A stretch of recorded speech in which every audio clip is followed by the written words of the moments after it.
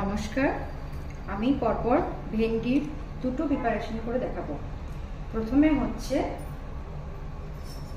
কড়াইয়ে আমি তেল দিলাম, সর্ষের তেল।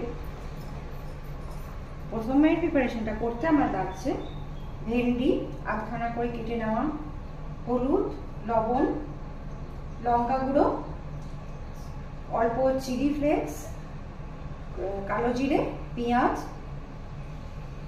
কসুরি মেথি, বেসন, চালের গুঁড়ো আর লবণ। আমি প্রথমে কড়াই তেল দেওয়া হয়ে গেছে, গ্যাসটা জেলে তেলটা দিয়েছি। তারপর আমি অল্প পেঁয়াজ দিয়ে দিলাম।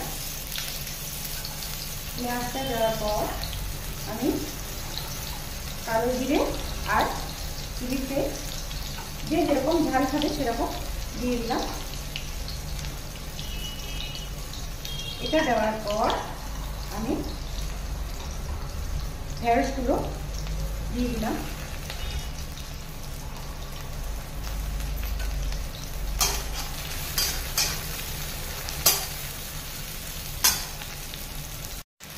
এটা সামান্য একটু নাড়াচাড়া করা হয়ে গেলে এর মধ্যে আমি একে একে লবণ দিলাম পরিমাণ মতো,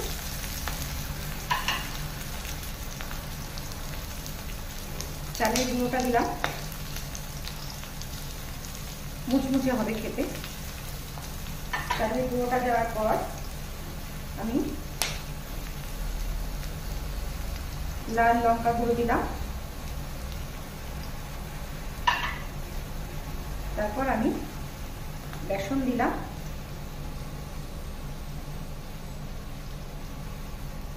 তারপর আমি এটাকে বেশ কিছুক্ষণ আবার নাড়াচাড়া করব।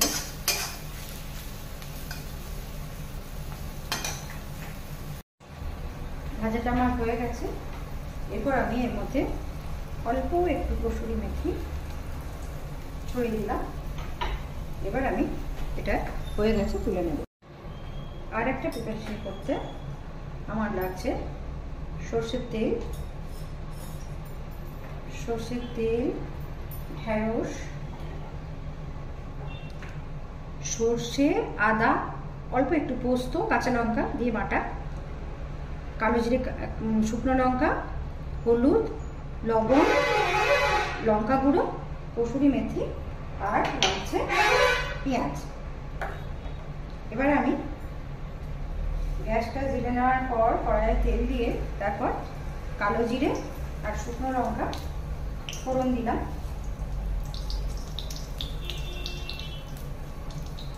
এটা দেওয়ার পর আমি অল্প পেঁয়াজ দিয়ে দিলাম।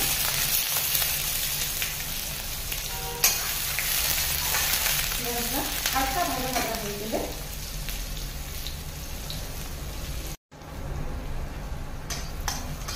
পেঁয়াজটা ভাজা ভাজা হয়ে গেছে। এবার আমি এর মধ্যে এই যে পোস্ত, সর্ষে, অল্প একটু আদা আর কাঁচা লঙ্কা দিয়ে বেটে রেখেছিলাম, এটা কড়াইয়ের মধ্যে দিয়ে দিলাম। এটাকে দেওয়ার পর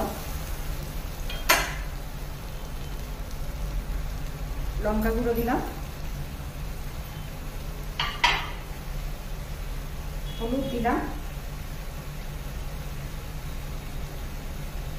পরিমাণ মতো লবণ দিলাম। তারপর একটু নাড়াচাড়া করে কষিয়ে নিলাম। এটা আমার কষানো হয়ে গেছে। সর্ষে, পোস্ত, অল্প একটু আদা আর কাঁচা লঙ্কা। এবার আমি একটু টক দইয়ের মধ্যে একটু অল্প চিনি দিয়ে মিশিয়ে রেখেছি, এটা দিয়ে দিলাম। এবার এটা একটু নাড়াচাড়া করবো। সঙ্গে আমি এর মধ্যে দিয়ে দিলাম হচ্ছে এই যে ঢেঁড়সটা আমি কেটে কেটে রেখে দিয়েছি, কেটে ধুয়ে, হ্যাঁ, মাঝখানে এরকম করে কেটে রেখেছি, কারণ মাঝখানের ভিতরে অনেক সময় পোকা ঢুকে থাকে, এই জন্য আমি এরকম করে কেটে নিই। এবার আমি এটাকে একটু নাড়াচাড়া করব। এটা নাড়াচাড়া করে আমি কাঁচা পেঁয়াজ অল্প এখানে দিয়ে এটাকে আমি একটু ঢাকা দিয়ে রেখে দেবো। এবার আমি ঢাকাটা খুলে দেখলাম, এটা অনেকটাই হয়ে গেছে। একটুখানি আমি জল দিয়ে দিলাম, একটু ধনেপাতা দিয়ে দিলাম। এরপর এটাকে আমি কিছুক্ষণ ঢাকা দিয়ে রেখে দিলাম। এই হচ্ছে আমার ভেন্ডি সর্ষে আর